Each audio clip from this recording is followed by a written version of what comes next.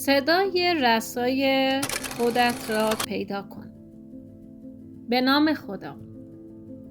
من فروزان فدایی هستم و خوشحالم که با مینی دوره فن بیان و زبان بدن در خدمت شما دوستان هستم. در این مینی دوره من تلاش کردم تا تمام موارد مهم که برای یک ارائه خوب وجود داره با شما در میون بذارم.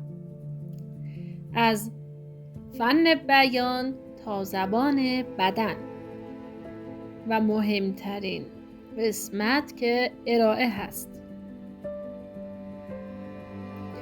من در این فایل ها تمرین هایی برای شما قرار دادم که تمرین هایی بسیار مؤثر هستند و اگر شما این تمرین ها رو انجام بدید مطمئناً یک نتیجه خوب میگیرید. این دوره برای چه کسایی خوبه؟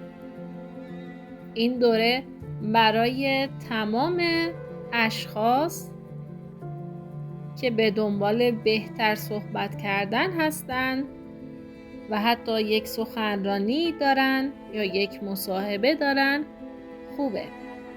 ولی برای چه کسایی عالیه؟ کسایی که به دنبال رشد هستن.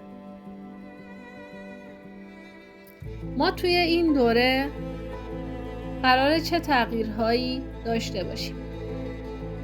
این دوره قراره باعث بشه ما بهتر و شیواتر صحبت کنیم، مطالعه‌مون بیشتر بشه و هوش کلامی پیدا کنیم، تمرین گوش دادن داریم، با زبان بدنمون آشنا میشیم، روی اعتماد به نفسمون و کنترل استرسمون کار میکنیم و در نهایت یک ارائه دهنده عالی میشیم.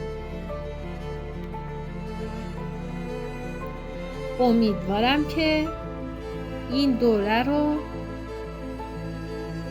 پشت سر بگذارید و یک نتیجه عالی ببینید و موفقیتتون رو برای من بفرستید. خوشحالم که اینجایید. تشکر از همه شما.